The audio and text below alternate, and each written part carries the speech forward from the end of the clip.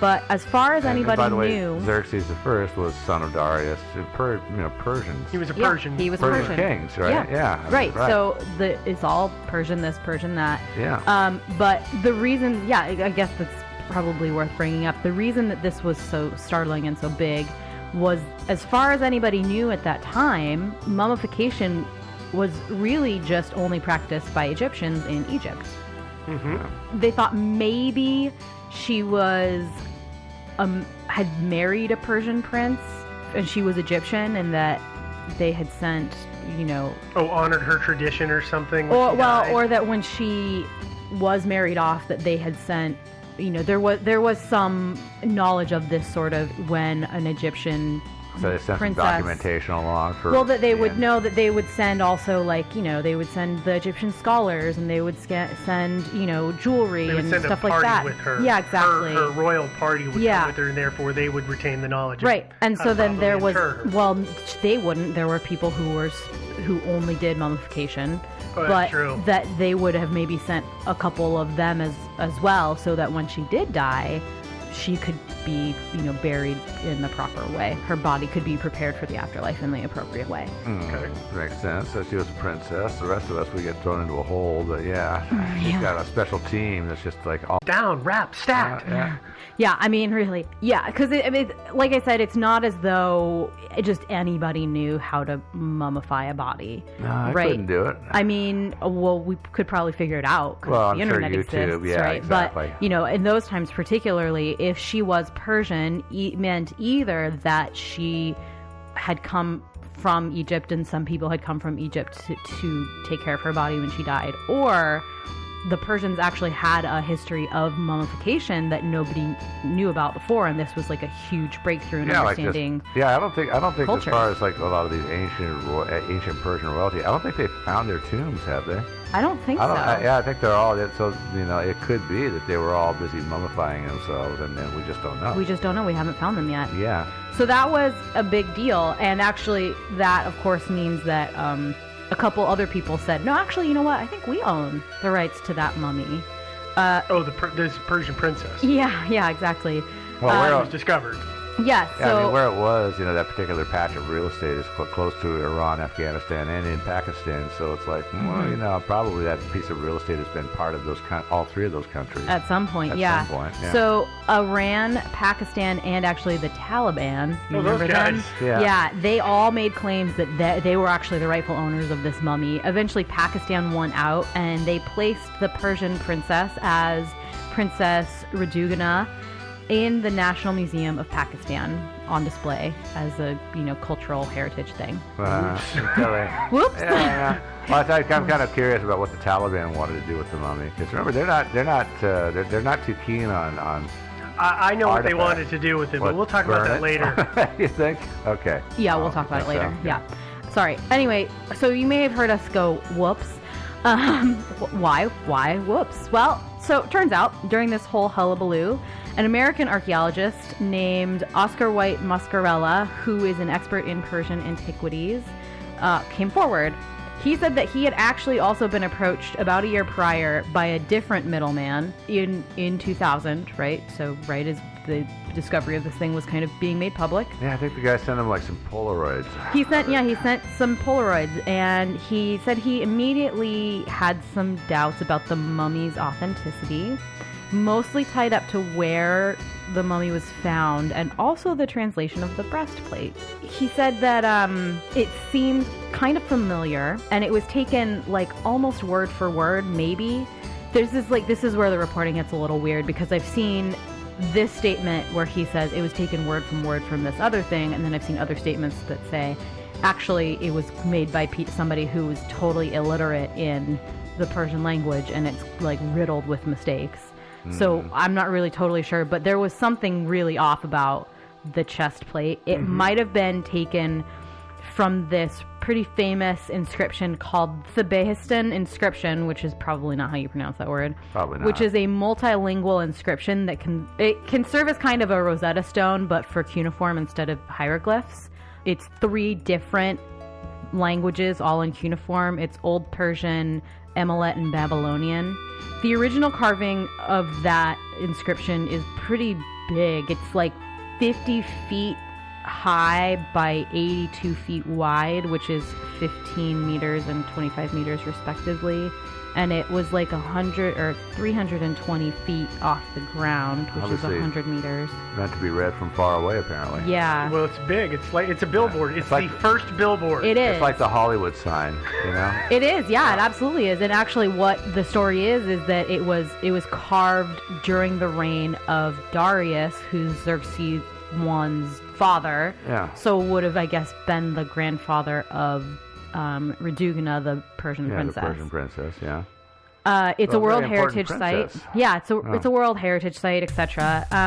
Anyway, the American archaeologist said that he didn't think the mummy was more than 100 years old, and it was probably like modern.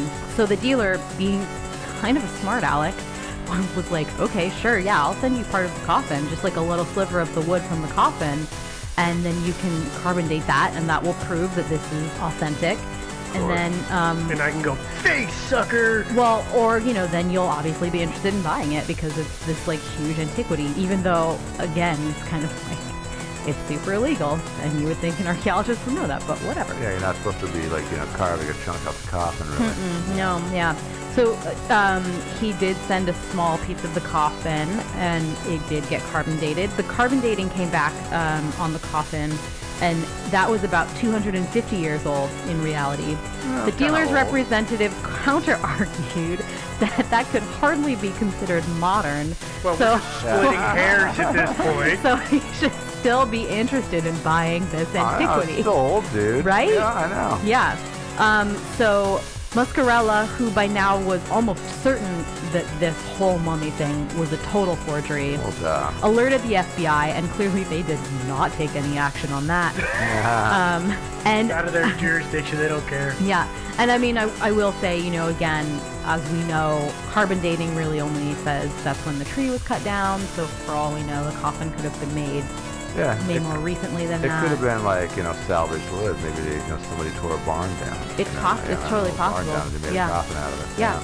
Even later, Ahmed Dani, who was the director of the Institute of Asian Civilizations in Islamabad at the time, inspected the mummy because he was also kind of suspicious of this mummy. Again, I think a lot of people were like, this is a really cool discovery. We're learning new things about ancient civilizations. But at the same time, a lot of people were super suspicious of it because People fake stuff all the time. it turns out actually that this was a big thing, was faking mummy. Oh, yeah, it was. It was Yeah. a big sport back a Yeah. couple hundred years ago. Yeah. Which is kind of sad, It must be disappointing to come across this. I mean, there's some initial excitement, and then bam, it all gets taken away. Yeah. But so when the mummy itself was examined, it seemed like the body was much younger than even the coffin surrounding it. He noticed that the mat below the body, it's kind of like, it's like up the walls of the coffin and then below the body. It's kind of like a protective thing. It still had a Walmart tag on it. Yeah, it did. Exactly. He alerted Osama Ibrahim, who was the curator at the National Museum in Pakistan where the mummy was being displayed. Ibrahim took a closer look at the mummy on display and did find that the inscription was maybe not an exact copy that we had thought before. Like I said, this is where they realized there were a ton of grammatical errors in the cuneiform inscription. Yeah, so like I said, it had like a bunch of grammatic errors. It's like somebody looked at a picture of it and thought, oh yeah, I can do that. Probably from a movie. Yeah. Well, another funny thing about it is that they took a close look at the carvings that were in the coffin. They noticed that somebody had actually made guide marks with a lead pencil. Yeah. Yeah. It's And left them. prior to the carving, and they forgot to erase them or whatever, or remove them after it was all done. Yeah. Yeah. So, anyway, it seems like maybe that was not... Maybe it's not real. And the final kind of nail in the proverbial coffin Ha. was that it actually turned out that the name that was being used was a wrong version of the name. Raduguna, it turns out, is actually the Greek form of the Persian name.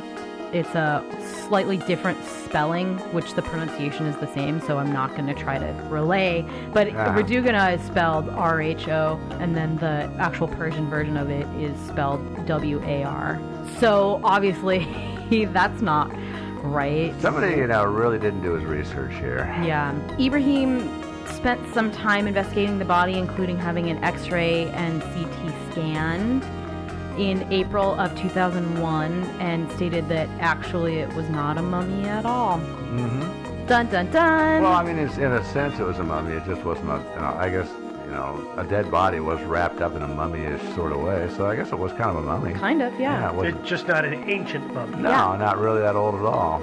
So bad papers. Yeah. So we're gonna do a thing where we leave you hanging for a second, and then we're gonna talk about theories. Yeah? But first, let's take a break. Bow wow. Bow wow wow. Bow wow wow yippee yo. Bow wow wow yippee yo yippee yay. What did I just say? Well, if you speak D-O-double-G, then you know that I said something super exciting, and soon you'll be chasing the mail carrier down the street. In a happy way, not that angry ears back kind of way. Why? Well, because your human has finally figured out how to get awesome pup stuff delivered straight to your doghouse. Are you as a human looking for a way to treat your pup? Well, you should try BarkBox, a monthly delivery of the best paw-picked all-natural treats and innovative toys to match a dog's unique needs, including allergies and heavy chewer preferences. Every BarkBox ships free within the continental U.S., and it's a great way to try a variety of USA/Canada-made treats and unique toys from local and small businesses that you may not otherwise be able to find. Plus, each box is centered around a different theme, like country fair, bark ball, New York City, a Brooklyn hipster, to keep dogs engaged, interested, and happy. And when your dog falls in love with something from the box, you can easily find it again on barkshop.com, the BarkBox app, or by texting BarkBox. But if for some reason your dog doesn't like something in the box, BarkBox will send you something they will love free, because they're all about dog happiness. Don't have a dog of your own, like me? Well, then there's a great way to give a friend or a family member a gift for their dog. Maybe for my neighbors who have unhappy dogs. Give the gift that keeps on giving with a BarkBox subscription box. Their furry friend is sure to thank you. Visit barkbox.com/sideways for a free extra month of BarkBox when you subscribe to a 6 or 12-month plan. That's barkbox.com/sideways for a free extra month only when you subscribe to the 6 or 12 months plan. So go visit BarkBox, because this Snoop ain't lying.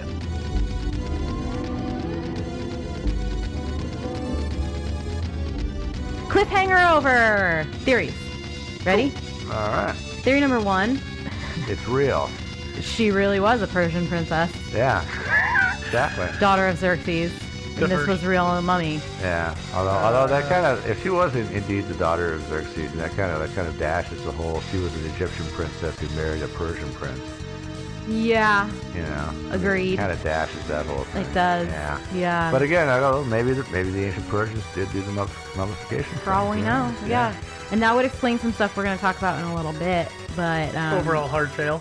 Yeah. Overall, this is not really a theory at all. No, well, it is just not a good one.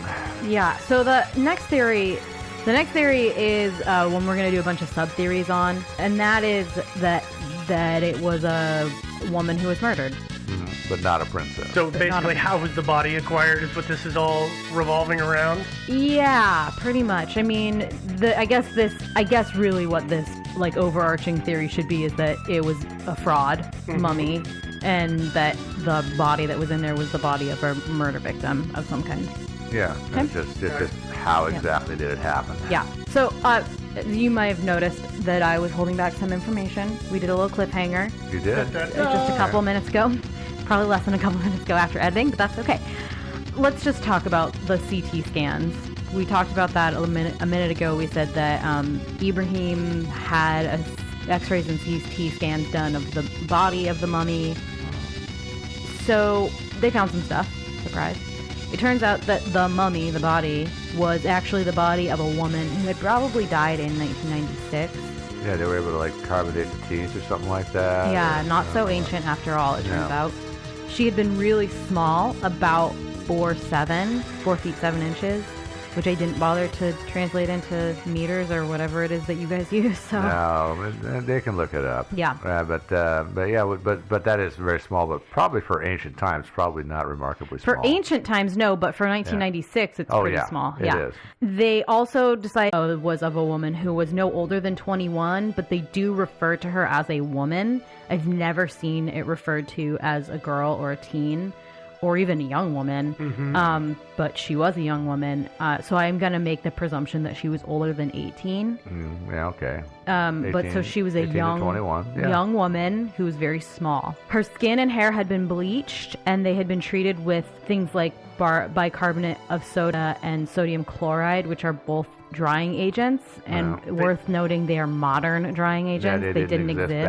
back in the day. Yeah. No, and they stuffed her body full of that stuff to suck all of the moisture out. They did. Actually, the autopsy found that she had died from blunt force trauma of the spine, but it was really hard to tell if it was intentional or accidental.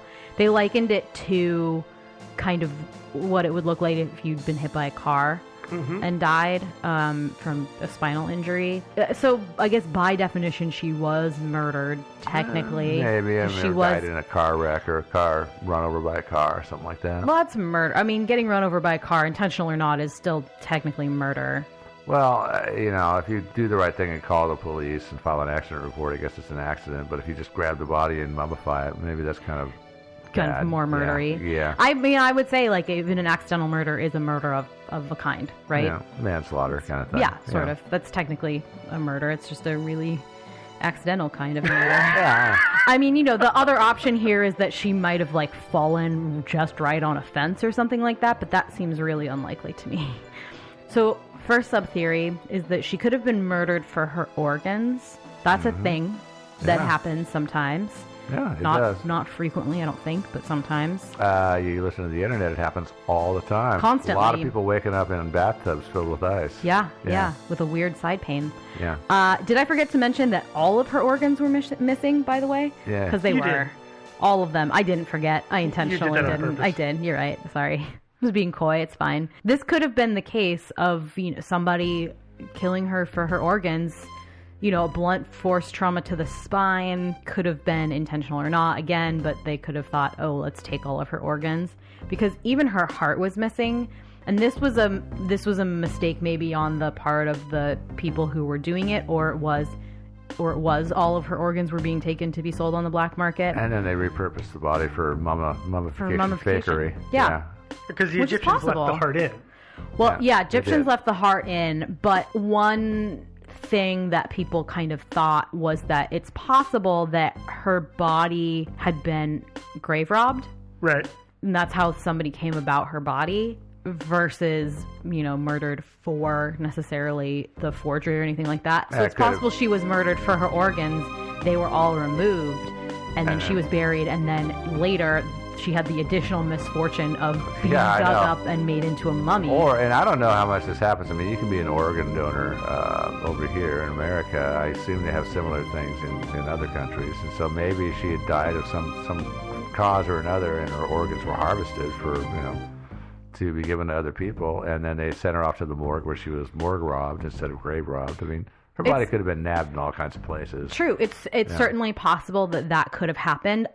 I don't think they usually take all the organs. Like, No, they don't. Yeah. they don't wouldn't clean take out her the cupboard. intestines, for instance, right? Yeah. Like that would have been a thing they would have left in there, because like I don't Have think they ever done it? I've never heard of an intestinal transplant. I haven't either. That seems like that would be kind of Seems like maybe not the right unwieldy. thing. How do you get them packed in there just right? I don't know. I'm sure there are some doctors who know how to Well, do that. the weird thing about taking the organs for harvest or not, as well as the whole packing her full of drying agents, you have to do that stuff almost immediately. I mean, if they are really taking the organs to sell, then they definitely would have had to kill this person. Yes. To take them right away Yeah. while they're brand new, fresh in the package, still working. Yeah, you gotta. If you don't kill them, you gotta be at least Johnny on the spot. Exactly, You know, and the same expiration thing with takes place. with the drying agents. In order to get the drying agents in there and get the body to actually start, losing all that moisture before it starts to decay and rot, and other things to set in that speed that process along, you also have to be there like immediately. Yeah. There's a very small